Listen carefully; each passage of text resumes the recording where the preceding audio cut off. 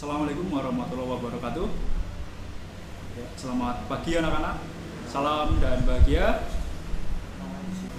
Sebelumnya perkenalkan ya, nama Bapak Irfan Eka Prasetya dari Universitas Sarjana Wiyata Taman Siswa. Ya, pada kesempatan kali ini Bapak akan melaksanakan kegiatan magang pendidikan, yakni magang 3 di SMK Karya Teknologi 1 Jatilawang di sini. Pada pertemuan kali ini, Bapak akan mengajar mata pelajaran pemeliharaan mesin kendaraan ringan. Di pertemuan kali ini, kita akan membahas komponen yang namanya sistem engine dan mekanisme katup. Di sini ada yang tahu sistem engine itu apa, sistem mekanisme katup itu apa? Belum ya? Oke, nanti kita akan bahas. Sebelumnya mungkin di absen terlebih dahulu ya, atau mungkin berdoa terlebih dahulu. Silakan salah satu pimpin berdoa. Oke, berdoa selesai. Lanjut, Bapak absen ya. Karena sedang ada pandemi corona, jadi yang berangkat cuma beberapa anak saja, maksimal 50% dari total kelas. Oke, Bapak absen. Ya, selanjutnya kita akan mereview pelajaran yang akan kita bahas pada hari ini, yakni pemeliharaan mesin kendaraan ringan yang sudah Bapak sebutkan tadi, yakni ada sistem engine dan sistem mekanisme katup. Mungkin kalian di kelas 1 sudah mempelajari cara kerja mesin 4 tak, cara kerja mesin 2 tak, ya kan? Nah, di mesin 2 tak itu tidak menggunakan yang namanya sistem mekanisme katup, karena menggunakan saluran bilas. Berbeda dengan mesin 4 tak atau 4 langkah. Mesin tersebut menggunakan mekanisme katup. Ada katupnya, katup buang dan katup masuk, in dan X, seperti itu. Nah, sebelum kalian melakukan perawatan atau pemeliharaan mesin, kalian harus tahu teorinya terlebih dahulu. Yang akan kita pelajari nanti ada sistem engine terlebih dahulu. Komponen sistem engine, ada apa aja sih komponennya? Nah, ketika kita sudah mengetahui komponennya, kita analisis kerusakan apa saja yang bisa terjadi di sistem engine. Juga gimana cara perbaikannya. Setelah sistem engine kita pelajari, sudah kita bahas, baru kita lanjut ke sistem mekanisme katup. Nah, di sistem mekanisme katup yang harus kalian tahu atau kalian pahami, yakni pertama macam-macam mekanisme katup.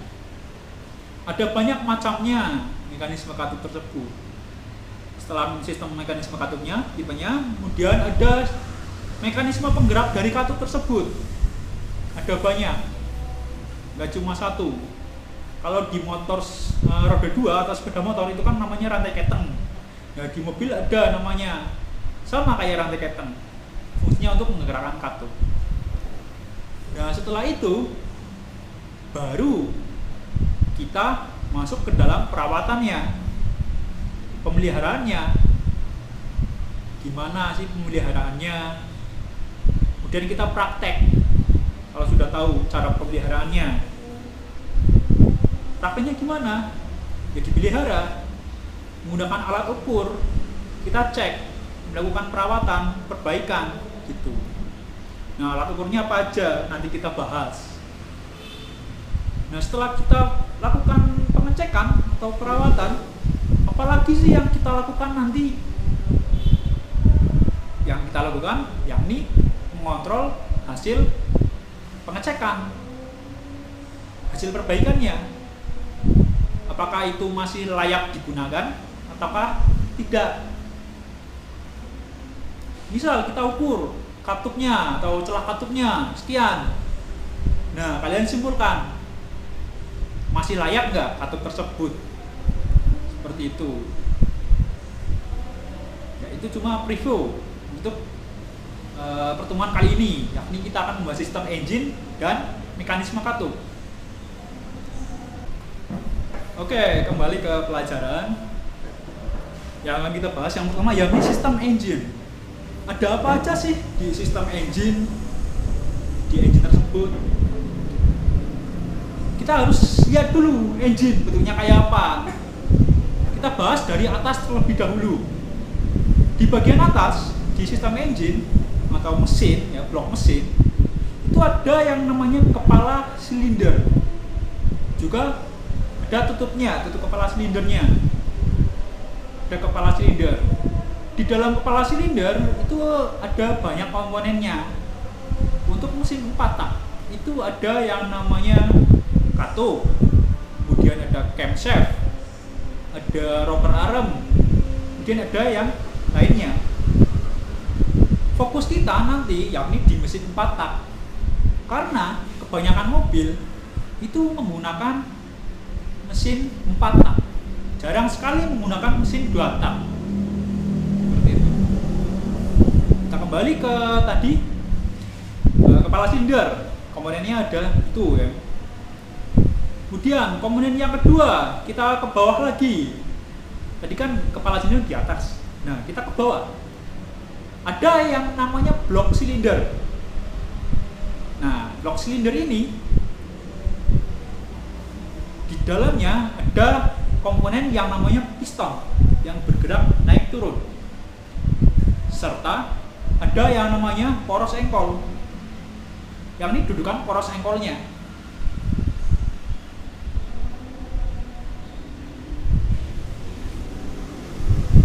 Poros engkol ini merubah gerakan naik turun linear menjadi gerakan putar dan diteruskan putaran tersebut menuju ke roda melalui transmisi, kemudian propeller shaft, gardan, as roda, kemudian ke rodanya. Nah, nanti kalian pelajari di mata pelajaran yang lain yakni chassis. Kita fokus ke mesinnya. Tadi ada kepala silinder, kemudian blok silinder, kemudian ada piston, ada lagi poros engkol, camshaft juga ada tadi, poros camshaft di kepala silinder. Kemudian ada bak oli. Nah, bak oli ini fungsinya untuk menampung oli. Seperti itu. Di motor kalian juga ada bak olinya. Ada lagi komponen lainnya, yakni komponen terakhir yakni ada roda gila. Seperti itu. Dari sini paham ya mengenai sistem engine, komponennya apa saja. Oke. Nah, kita lanjut ke sistem mekanisme katup.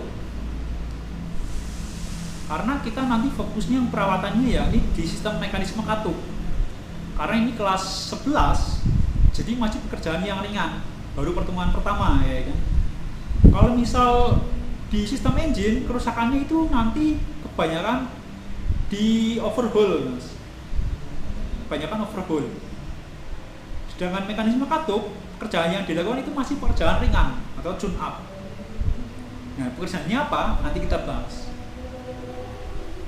Yang harus kalian ketahui yakni teorinya terlebih dahulu. Ya, kita bahas. Ada beberapa macam tipe mekanisme katup yang ada di dunia otomotif. Kurang lebihnya ada 3, 4 mungkin, bisa 3 bisa 4 karena salah satunya itu duanya ini agak sama seperti itu. Nah, dari yang pertama terlebih dahulu, yang paling tua terlebih dahulu ya, ada yang namanya mekanisme katup OHV atau overhead valve. Kalau diartikan overhead valve itu artinya overhead, melebihi kepala. Apa yang melebihi kepala? Yakni valve-nya atau katupnya. Jadi yang ada di kepala silinder itu cuma katupnya saja. Sedangkan yang saya sebutkan tadi di kepala silinder itu ada banyak komponennya. Ada katup, ada rocker arm, kemudian ada camshaft. Sedangkan di mesin OHV itu yang ada di kepala silinder itu cuma katup, rocker arm, dan push rod. Ada komponen yang namanya push rod. Nah, camshaftnya di mana? Camshaftnya ada di blok silinder, berada di bawah. Seperti itu. Untuk gambarnya nanti saya tampilkan di PowerPoint. Cara kerjanya juga seperti itu. Gitu. Nanti saya perlihatkan video, kalian lihat, kalian pahami cara kerjanya. Gimana sih cara kerjanya? Komponennya apa aja, seperti itu. Oke, kembali ke pelajaran. Setelah kalian paham dengan mesin OHV, kita lanjut ke sistem mekanisme katup yang selanjutnya. Ada sistem mekanisme katup yang namanya OHC. Kalau tadi OHV, sekarang OHC. Artinya itu singkatan dari overhead camshaft. Nah, yang di kepala silinder itu nggak cuma katup dengan rocker armnya, tapi juga camshaftnya ada di kepala silinder.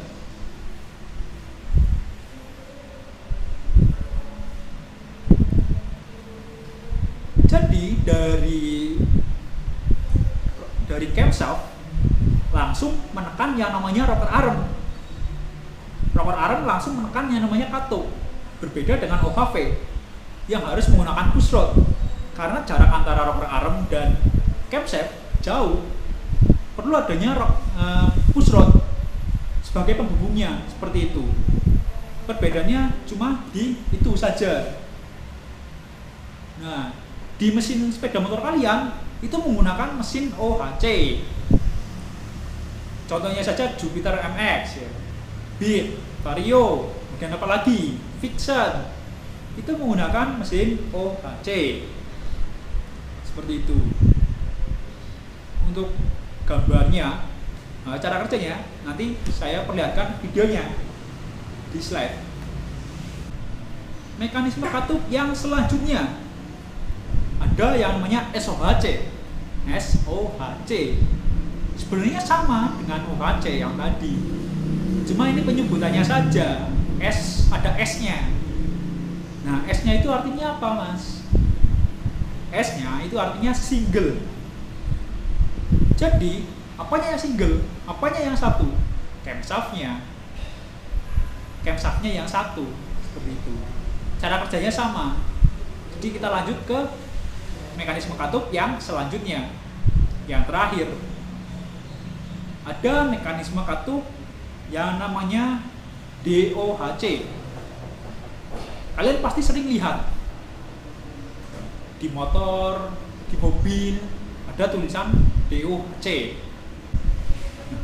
Apa sih arti dari DOHC itu? Ya, DOHC itu singkatan dari double overhead camshaft. Double atau dua, ya kan? Atau ganda. Apa yang ganda? Yang ganda itu camshaftnya ada dua, kanan, kiri, atau depan, belakang. Mungkin seperti itu. Bisa juga atas bawah, gitu. Yang penting camshaftnya ada dua. Nah, perbedaannya ini sangat mencolok dengan mesin OHV dengan mesin OHC ataupun SOHC. Apa sih perbedaannya? Dilihat dari komponennya. Mesin DOHC itu lebih sedikit komponennya, Mas. Hanya menggunakan camshaft dan katup. Camshaftnya itu langsung menekan katup, ya. Nah, tapi di antara camshaft dan katup itu ada yang namanya pengamannya, yang namanya valve seal. komponen ini, si valve sim ini berfungsi untuk menjaga komponen camshaft, knob-nya dengan komponen katupnya agar tidak cepat aus. Makanya dikasih valve sim. Nanti valve simnya yang akan aus. Seperti itu. Nah, silakan kalian lihat di slide ya Bapak tunjukkan videonya. Kalian pahami, kalian cermati cara kerjanya, kemudian perbedaannya apa aja, seperti itu. Oke, selanjutnya kita akan membahas yang namanya mekanisme penghubung antara camshaft dengan crankshaft. Kenapa sih harus ada penghubungnya? Karena camshaft itu tidak bisa berputar sendiri, harus ada yang memutar. Nah, di komponen mesin itu, komponen yang berputar terus itu crankshaft. Jadi putaran crankshaft disalurkan ke camshaft menggunakan komponen tertentu. Nah, yang akan kita bahas yakni komponen-komponen itu. Apa saja sih komponennya? Ada 3 mekanisme penghubungnya. Yang pertama itu ada yang namanya timing gear. Dilihat dari namanya, gear ya, menggunakan gear untuk memutar dari camshaft. Timing gear ini diaplikasikan di mesin OHV. Di mesin yang lainnya, SOHC atau OHC dan DOHC tidak menggunakan timing gear, tapi menggunakan komponen yang lain. Yang akan kita bahas selanjutnya ini di nomor 2. Nah, mekanisme penghubung yang kedua ada yang namanya timing chain atau rantai. Dihubungkan dengan menggunakan rantai dari crankshaft ke camshaft. Contohnya di motor kalian, di mesin OHC atau SOHC menggunakan yang namanya rantai keteng. Nah, itu yang namanya timing chain gitu. Kemudian yang terakhir ada yang namanya timing belt atau sabuk gitu. Di motor juga sama ya kan, ada motor yang menggunakan rantai memutar rodanya, ada yang menggunakan belt untuk memutar rodanya. Sama di mekanisme penghubung ini, mekanisme katupnya, ada yang menggunakan rantai, ada yang menggunakan belt, seperti itu. Oke, kita sudah membahas teorinya ya. Sekarang kita bahas contoh kerusakan yang terjadi di sistem engine dan mekanisme katup serta mekanisme penghubungnya. Yang pertama ada sistem engine terlebih dahulu. Apa saja sih kerusakannya yang terjadi? Untuk sistem engine di bagian kepala silinder, yaitu sudah mencakup dengan sistem mekanisme katup. Biasanya kerusakan yang ringan itu celah katupnya terlalu longgar, bisa terlalu kecil juga. Untuk perawatannya atau perbaikannya yang dilakukan yakni disetel celah katupnya, seperti itu. Sedangkan di blok silinder juga termasuknya di dalamnya ada poros engkol dan juga crankshaft. Kerusakannya itu termasuk kerusakan berat yang ada di overhaul. Bisa kerusakan yang terjadi dinding silinder luka, kemudian poros engkolnya bisa juga luka juga, pistonnya luka-luka juga bisa. Kemudian di bawah dari piston ada yang namanya stang piston atau connecting rod, bisa juga bengkok. Nah, itu dilakukan yang namanya overhaul. Belum kita bahas karena ini masih pertemuan pertama. Kita bahas di pertemuan yang akan datang, seperti itu. Kembali ke kepala silinder. Perawatannya atau perbaikan yang sering dilakukan, yakni perawatan ringan yang ada di tune up juga, yakni penyetelan celah katup. tadi sudah disebutkan ada kurang lebih 3 macam mekanisme katup.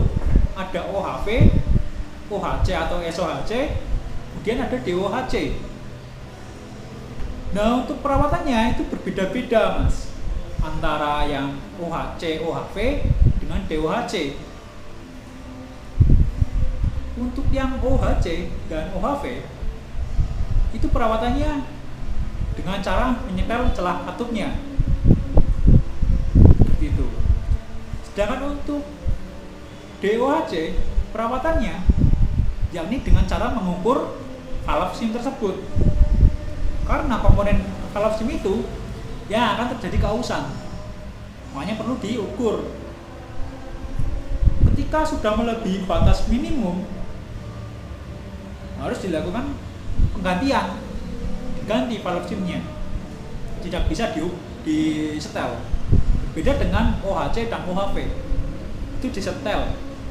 Apanya yang disetel? Celahnya, yakni celah antara rocker arm dan katup menggunakan obeng, kemudian kunci 12 atau 10 mungkin, kemudian menggunakan yang namanya penyetelnya atau untuk mengeceknya yakni filler gate. Oke, nanti Bapak kasih video, memperlihatkan video tentang gimana sih cara mengukur atau menyetel celah katup di mesin OHC, OHV gitu. Oke, kembali ke pelajaran. Tadi sudah dijelaskan ya mengenai gimana sih cara mengukurnya. Bapak juga sudah mendemonstrasikannya gimana cara mengukur yang baik dan benar. Nah, sekarang silakan kalian latihan mengukur dari si katup tersebut. Berapa sih celahnya disetel? Berapa sih antara katup in dan katup X? Sudah dijelaskan di video tersebut. Oke, silakan ambil posisi berdiri, langsung ke stand masing-masing. Silakan langsung melaksanakan praktek, yakni menyetel celah katup untuk mesin OHC dan OHV. Silakan. Oke, setelah kalian melakukan praktek tadi sudah diketahui, silakan ditulis di buku hasil pengukurannya, berapa celah katup in, berapa celah katup X yang kalian praktek tadi. Oke, ketika sudah ditulis, dikumpulkan datanya, data dari perawatan sistem mekanisme katup tersebut, silakan kalian simpulkan apakah katup tersebut masih layak digunakan ataukah tidak. Berapa sih celah katup in standarnya, berapa celah katup X standarnya berapa gitu. Nah, dilihat lagi hasil kalian, katup in berapa, katup X berapa celahnya. Ketika tidak standar, kalian setel. Silakan disetel kalau misal tidak memenuhi standar celah katupnya. Ya, perhatikan ke depan. Mungkin dari kalian sudah paham ya gimana sih cara menyetel celah katupnya, apa saja sih komponen-komponennya, ya kan, gimana cara perawatannya, udah paham semua. Oke, kenapa sih kalian harus mempelajari sistem mekanisme katup tersebut? Karena jika tidak, ya ini nanti akan terjadi mesin kurang tenaganya, ya kan, makanya dilakukan hal tersebut. Oke, karena waktunya sudah mepet, sekarang mungkin Bapak kasih tugas saja untuk dikerjakan di rumah, karena sekalian juga tadi sudah praktek, ya kan, sudah saya ajarkan teorinya, sudah melihat video demonstrasinya juga, ya kan. Sekarang saya kasih tugas tertulis, nanti dikerjakan di rumah menggunakan Google Form, dikumpulkan di Google Form juga. Jika ada yang telat, bisa di screenshot Google Formnya, dikirim di Google Classroom, seperti itu. akan saya kirim soalnya nanti setelah sekolah selesai, seperti itu. Nah, untuk pertemuan yang selanjutnya kita akan membahas yang namanya sistem pelunasan di pertemuan yang akan datang. Karena ini masuknya per kelompok, jadi mungkin pertemuan yang akan datangnya 3 minggu lagi atau mungkin 2 minggu lagi, seperti itu.